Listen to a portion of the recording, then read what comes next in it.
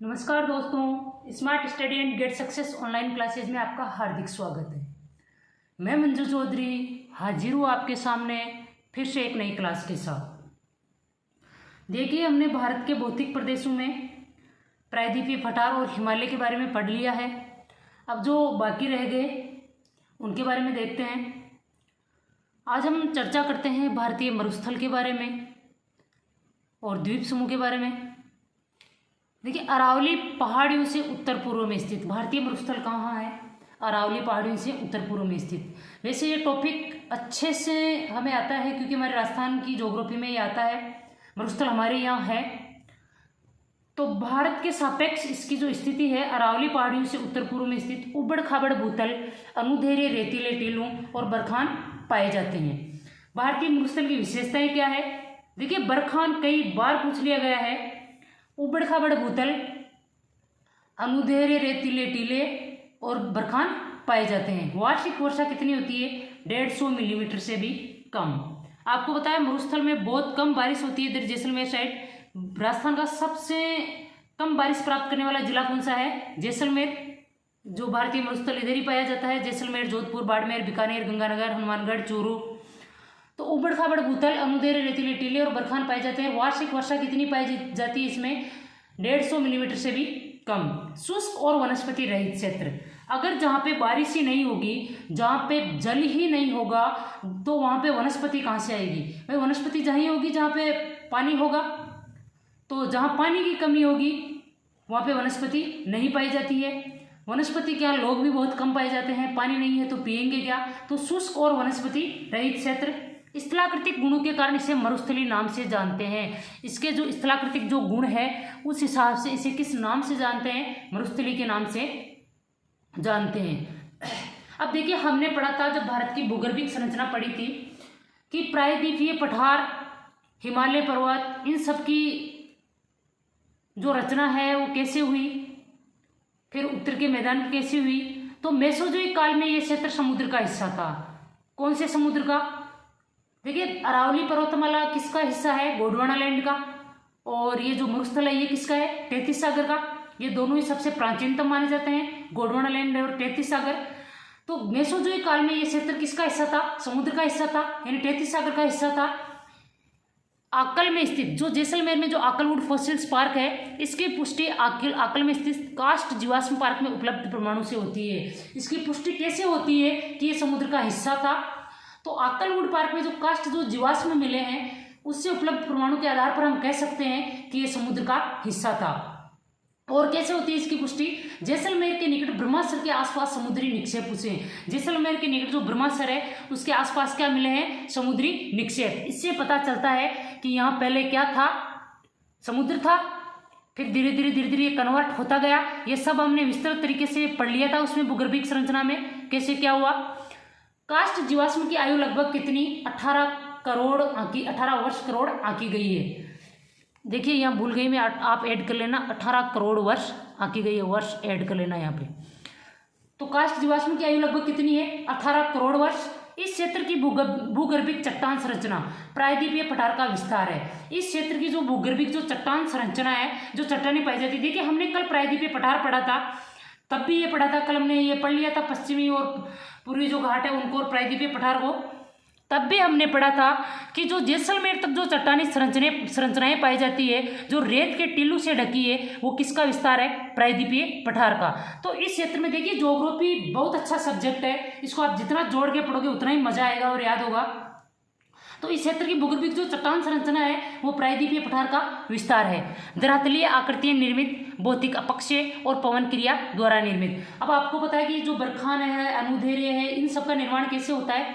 आंधी जैसे ही चलती है, आंधी अपने साथ रेत उड़ाएगी, उस हिसाब से टीलों का इनका निर्माण होता है। तो इससे जो अपर्दन होता है जो भूमि का, तो यहाँ पे जो आकृतियां जो निर्मित होती है, स्थानांतरित रेतीले टीले। ये जो टीले हैं आंधी के साथ स्थानांतरित होते रहते हैं। छत्रक चट्टानें। अब आपको पता है कि आंधी इतनी तेज चलती है, वो टकराती है चट्टानों से। तो जैसे बोलते हैं छितरी हुई, कटी फटी हुई चट्टानें कैसी है? छत्रक चट्टानें, यानी छितरी हुई चट्टानें। और मरु उद्यान, ये क्या होते हैं? दक्षिण में पाए जाते हैं ये। जैसे कि मान लो कहीं पे मरुस्थल में एक जगह पानी इकट्ठा हो गया, तो वहाँ पे चारों ओर जो हरियाली होती है, जो वहाँ पे जो पानी का छोटा मोटा जो तालाब होता है, और वहाँ पे पेड़ पौधे जो उगाते हैं, तो उनको क्या बोलते हैं, मरु उद्यान। क्योंकि आसपास में तो पूरे इसमें मरु क्षेत्र में वैसे तो वनस्पति रहित होता है ये, पर वहाँ पे जैसे कि इधर ही टीला है, इधर ही टीला है, और जो पानी वो जो आके खड्डे में जो इकट्ठा हो जाता है, फिर वहाँ उसकी वजह से चारों ओर जो पेड़ पौधे होते हैं उनको क्या बोलते हैं, मरु उद्यान। कहाँ है ये मरुस्थल में, ये दक्षिण की तरफ है। अब ढाल के आधार पर इसे दो भागों में बांटा गया है। सिंध की ओर जो ढाल वाला है वो क्या है, उत्तरी भाग, और कच्छ के रण की ओर ढाल वाला क्या है, दक्षिणी भाग। तो सिंध क्षेत्र की ओर जो ढाल वाला है वो तो कौन सा है, उत्तरी भाग, और कच्छ का रण जो गुजरात में है उसकी ओर ढाल वाला कौन सा है, दक्षिणी भाग। तो ढाल के आधार पर इसको कितने भागों में बांटा गया है, दो भागों में। कहाँ है भारतीय मरुस्थल, अपने राजस्थान में ही है, अरावली पहाड़ियों से उत्तर पूर्व में स्थित है। उबड़ खाबड़ भूतल है, अनुदेरी रेतीले टीले और बरखान पाए जाते हैं। बरखान कहाँ पाए जाते हैं, अपने मरुस्थल में पाए जाते हैं। वार्षिक वर्षा कितनी होती है, 15 mm से भी कम होती है। आप अच्छे से जानते हैं कि कई बार तो वो भी नहीं होती, बिल्कुल सूखा पड़ता है, त्रिकाल, शुष्क और वनस्पति रहित क्षेत्र। अब आपको अगर मान ले कि ऐसे पूछ ले कि मरुस्थलीय क्षेत्र में कौन सी वनस्पति पाई जाती है, तो मरुस्थलीय क्षेत्र में तो या तो मरुस्थलीय क्षेत्र वनस्पति रहित होगा, या वहाँ पे वही वनस्पति पाई जाती है जो बिल्कुल सूखे में रह सकती है, जैसे कीकर हो गए, ये केर वगैरह, ये सब जो ऐसी जो वनस्पति है, या सम्मी वृक्ष जो खेजड़ी, कहीं कहीं ये भी पाई जाती है। तो यही पाए जाएंगे वहाँ पर झाड़ियाँ, अक्सर छोटी छोटी झाड़ियाँ, यानी जिनकी लंबी जड़ें हो वो कहाँ पाई जाएगी, और जो शुष्क हो वो कहाँ पाई जाएगी, मरुस्थल में। कई बार पूछा गया है, जैसे वनस्पति का आपको नाम दे देंगे और ये कौन से क्षेत्र में पाई जाती है, उसमें से आपको हिमालय की वनस्पति भी पूछते हैं, मैंग्रोव वनस्पति भी पूछते हैं, ये मरुस्थलीय वनस्पति भी पूछते हैं, और ये जो पठारों में अपने प्रायद्वीपीय पठार में पाई जाती है ये भी पूछते हैं। और इसकी पुष्टि कैसे होती है, ये किसका भाग है, ये टेथिस सागर का है, और ये जो अरावली रो किसका है, गोंडवाना का। तो आकल में स्थित जो आकलवुड जो फॉसिल्स पार्क है, वहाँ पे जो काष्ठ जीवाश्म पार्क है, उससे उपलब्ध प्रमाणों से पता चलता है कि ये समुद्र का भाग था। और जैसलमेर के निकट ब्रह्मास्त्र के आसपास क्या मिले हैं, समुद्री निक्षेप। काष्ठ जीवाश्म की आयु कितनी होती है, लगभग 18 करोड़ वर्ष आंकी गई है। और इस क्षेत्र की भूगर्भिक चट्टान संरचना कैसी, वो क्या है, प्रायद्वीपीय पठार का विस्तार। हमने कल भी पढ़ा था कि प्रायद्वीपीय पठार का विस्तार जैसलमेर तक पाया जाता है, और ये चट्टानें रेतीले टीलों से ढकी रहती है। और इसकी जो भौतिक संरचना है वो क्या होती है, स्थानांतरित रेतीले टीले, आंधी की वजह से आज यहाँ है, कल उठ के वहाँ खिसक गए। और छत्रक चट्टानें और मरु उद्यान दक्षिण में। और ढाल के आधार पर इसे कितने भागों में बांटा गया है, दो भागों में, सिंध की ढाल वाला उत्तरी भाग और कच्छ के रण की ढाल वाला दक्षिणी भाग। अब देखिए यहाँ पे जो अधिकतर जो नदियां पाई जाती है वो अल्पकालिक है। कैसी है, अल्पकालिक। आप इसमें फर्क देख सकते हैं कि एक तो ये जो जमीन होती है जिसे हम बोलते हैं, जैसे हमारे काठेड़ा में जमीन जो काठी जमीन होती है, जिसमें पानी जल्दी से वहाँ पे पानी जमा हो जाता है, उसमें भूमि के अंदर नहीं जाता। और एक रेतीली जमीन होती है जो पानी को अवशोषण कर लेती है। तो अधिकतर नदियाँ अल्पकालिक। अब आपको पता है कि मरुस्थल में भूमि कैसी होगी, रेतीली है, वो पानी का जल्दी से अवशोषण कर लेती है। अगर वही पक्की जमीन होती तो उतना जल्दी अवशोषण नहीं होता। आप देख सकते हैं इसका प्रैक्टिकली, हम तो गाँव में या रहते हैं, गाँव वाले तो जानते हैं इस चीज़ को कि जहाँ पे रेतीली होगी वहाँ पे पानी इकट्ठा नहीं होगा। अगर मान लो ये पूरा मरुस्थलीय क्षेत्र है तो यहाँ पे तो नदियाँ तो 12 नदियाँ होने का तो सवाल ही पैदा नहीं होता। क्यों, क्योंकि पानी अवशोषित कर लिया जाता है और बहुत ज़्यादा गर्मी पड़ती है, इसलिए वाष्प बन के उड़ जाता है। तो अधिकतर नदियाँ कैसी हैं यहाँ की, अल्पकालिक, जो सिर्फ बरसात के दिनों में बहती है। जितने दिन बारिश आएगी उतने दिन वो नदियाँ बहेगी। मरुस्थल के दक्षिण में यहाँ की देखिए मरुस्थलीय क्षेत्र की एक ही मुख्य नदी है, वो कौन सी है, लूनी नदी। ये कहाँ बहती है, मरुस्थल के दक्षिण में बहती है। अल्पवृष्टि और अधिक वाष्पीकरण की वजह से जल का घाटा, अल्पवृष्टि बहुत कम बारिश होती है और अधिक वाष्पीकरण, गर्मी बहुत ज़्यादा होती है तो वाष्पीकरण हो जाता है। इसकी वजह से यहाँ क्या है, जल का घाटा। आप आए दिन देखते हैं न्यूज़पेपर में, एक ही कुएं से इतने जने एक एक घड़ा पानी भरने के लिए, ऐसे एक एक बूंद के लिए तरस रहे हैं। वो क्यों, क्योंकि वहाँ पे बारिश नहीं होती, भूमिगत जल है नहीं और पानी का घाटा पाया जाता है, क्योंकि जो भी है वो अवशोषित कर लिया जाता है। अतः स्थलीय अफवाह का उदाहरण आपको पता है, मैंने पहले भी बताया था जब हम राजस्थान के बारे में पढ़ रहे थे। जो आंतरिक अपवाह तंत्र पाया जाता है भारत में, वो कहाँ पाया जाता है, सिर्फ राजस्थान में। राजस्थान में किस वजह से पाया जाता है, क्योंकि राजस्थान में मरुस्थल पाया जाता है।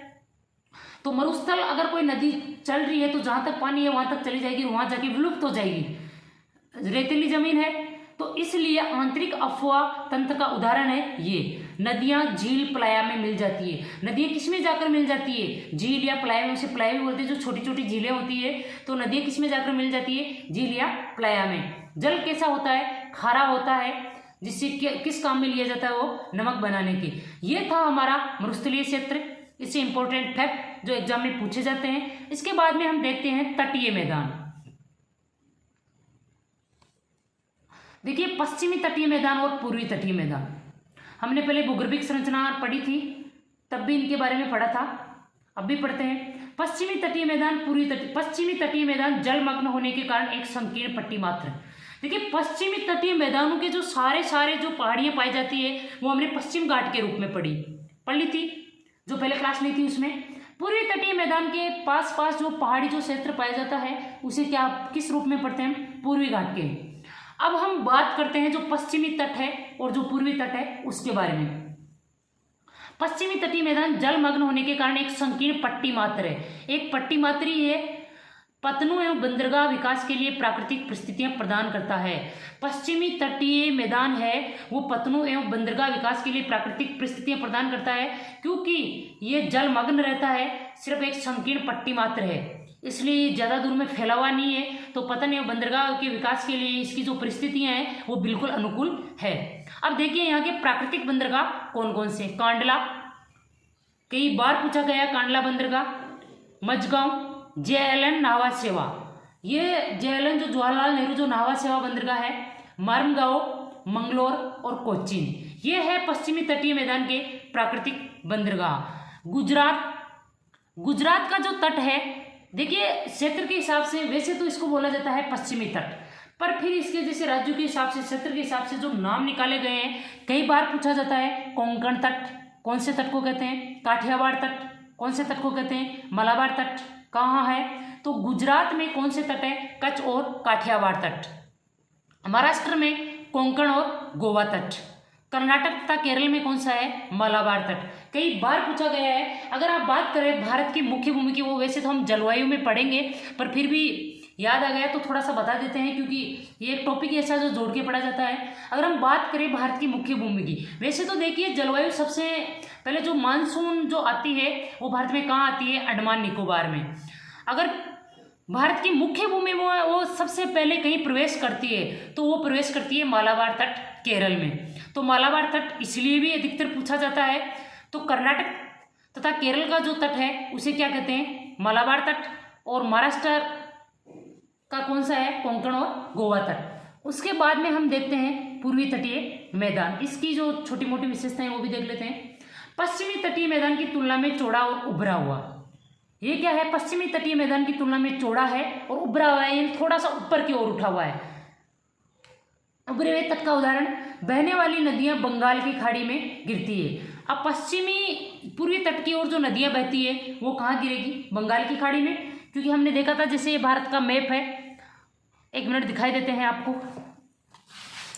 जैसे मान लीजिए ये अपना प्रायद्वीपीय भारत है, इधर वाला तट कौन सा हो गया? पश्चिमी तट। इधर वाला कौन सा हो गया? पूर्वी तट। अब इधर से जो नदियां आती है, इधर बंगाल की खाड़ी आ गई, ये बंगाल की खाड़ी,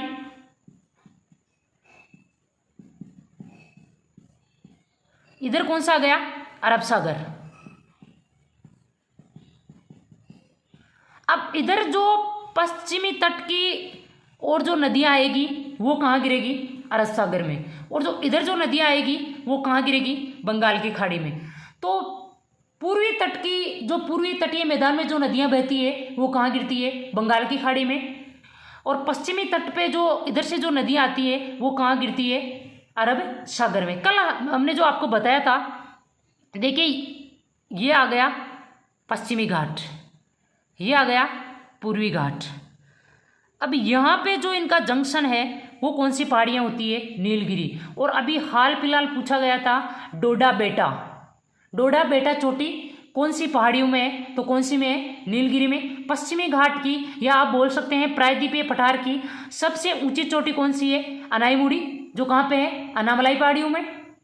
तो यह हो गया अपना पश्चिमी घाट और पूर्वी घाट। अब हम बात करते हैं वैसे पूर्वी तटीय मैदान की। तो पश्चिमी तटीय की तुलना में ये क्या चौड़ा है और थोड़ा उभरा हुआ है।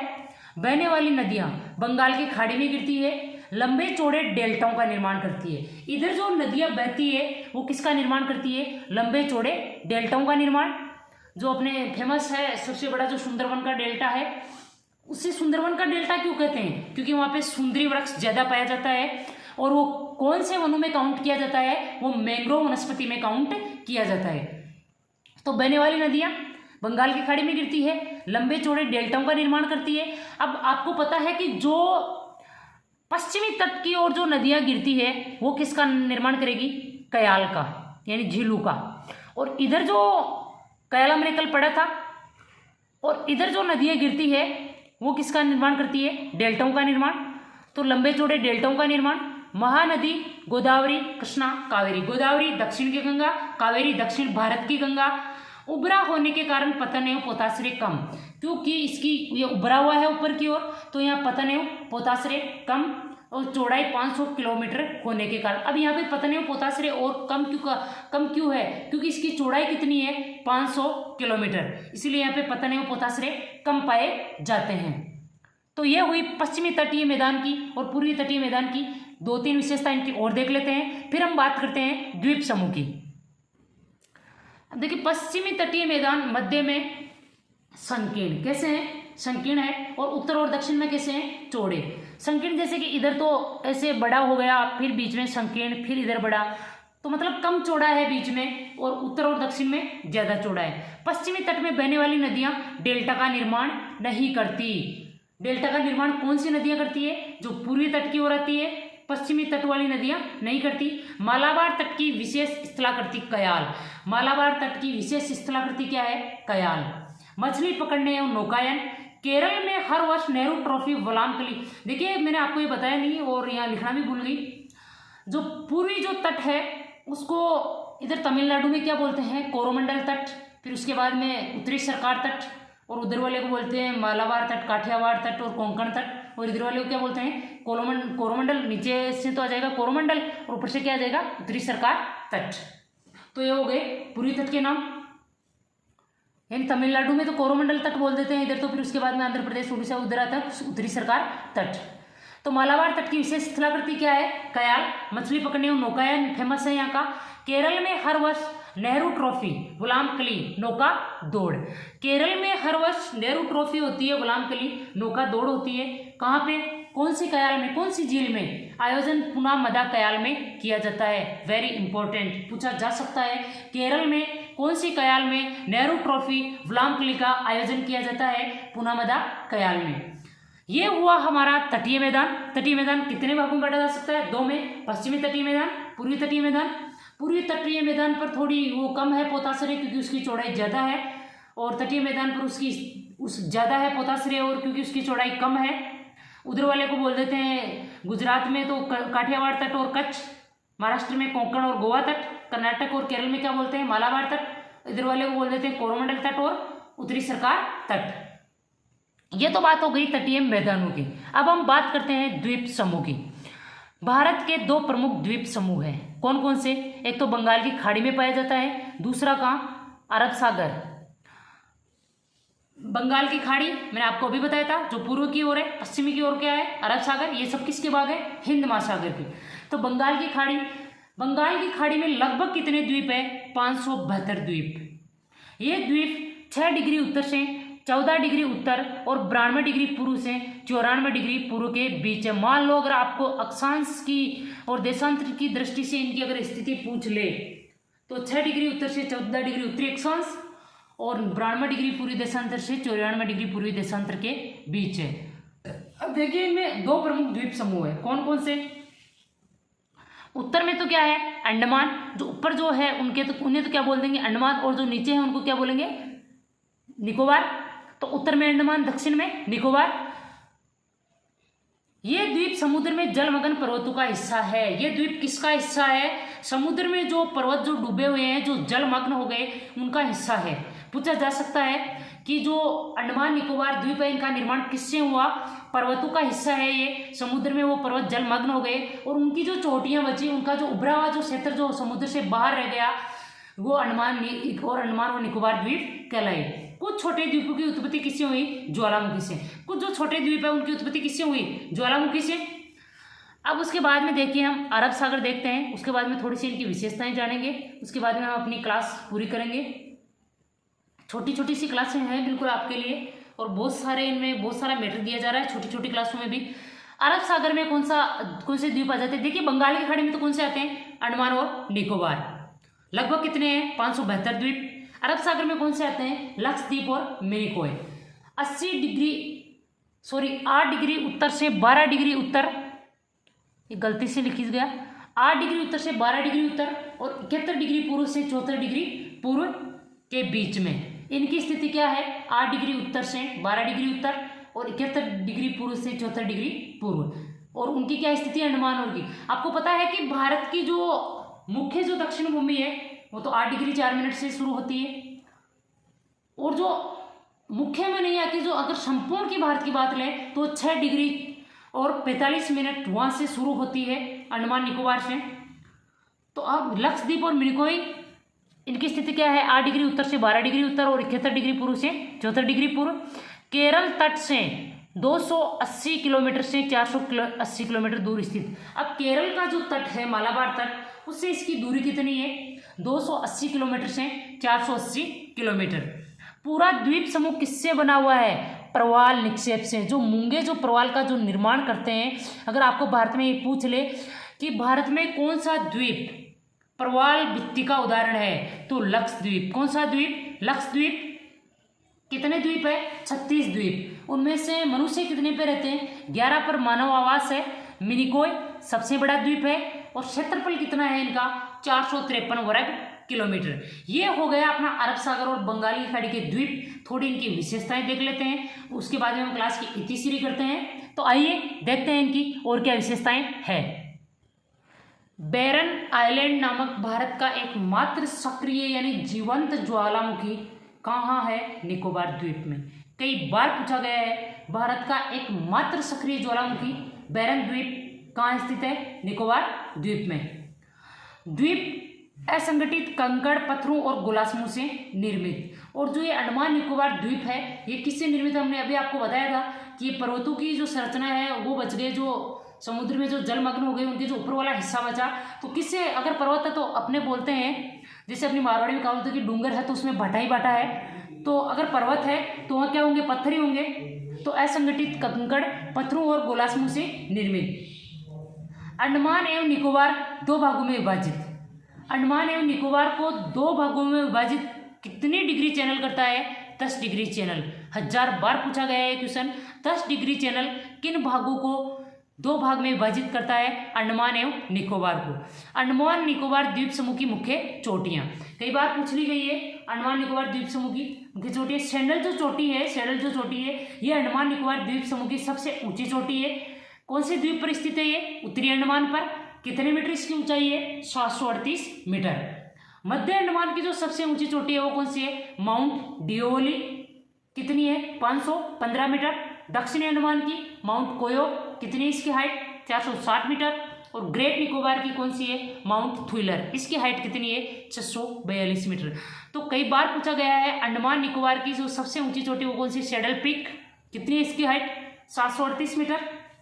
भारत का एकमात्र सक्रिय ज्वालामुखी कहाँ है? निकोबार द्वीप में है। कौन सा? बैरन द्वीप या बैरन आइलैंड। तो भारत का एकमात्र सक्रिय का मतलब होता है कि उसमें से लावा हमेशा निकलता ही रहता है, जो अभी भी चालू है, और जिनमें से एक बार निकल के जो पीछे छूट गया उसे क्या बोलते हैं? मृत ज्वालामुखी। तो भारत का एकमात्र सक्रिय ज्वालामुखी बैरन द्वीप कहाँ है? निकोबार द्वीप में। और ये द्वीप किसके हैं? वो कौन से? लक्षद्वीप किसके हैं? मूंगा के यानी प्रवाल भित्ति के। और ये किसके हैं? ये पर्वतों की जो ऊपर का जो भाग है जो डूबने से बच गया उसके हैं, यानी कंकड़ पत्थर गोलासमूह से निर्मित है। अंडमान एवं निकोबार को कितना डिग्री चैनल विभाजित करता है? 10 डिग्री चैनल। इनकी सबसे ऊंची चोटी कौन सी है? Saddle peak. कितनी? 738 मीटर। तो ये था आज हमने देखिए इन तीनों क्लासों में हमने भारत के भौतिक प्रदेश कंप्लीट कर लिए हैं। जो भी इनसे संबंधित क्वेश्चन पूछे जाते हैं ये हमारा टॉपिक कंप्लीट हो गया है। हम भारत की ज्योग्राफी से संबंधित जो अगली क्लास लेंगे उसमें हम पढ़ेंगे भारत का अफवाह तंत्र। भारत में कौन सा अफवाह तंत्र कहाँ पाया जाता है, कौन सी नदी की कौन सी सहायक नदियाँ हैं, किस नदी का कितना वर्ग किलोमीटर क्षेत्र में उसका अफवाह तंत्र फैला हुआ है, ये सब हम बात करेंगे जो ज्योग्राफी की अगली क्लास लेंगे भारत से संबंधित उसमें। उम्मीद है आपको क्लास समझ में आई होगी, पसंद आई होगी। अगर आपको क्लास समझ में आ रही है, अगर आपको मेरी मेहनत पसंद आए तो क्लास को शेयर कीजिए, लाइक एंड कमेंट कीजिए, चैनल को थोड़ा शेयर कर दीजिए। मिलते हैं अगली क्लास में फिर से एक नए टॉपिक के साथ। जय हिंद, जय भारत।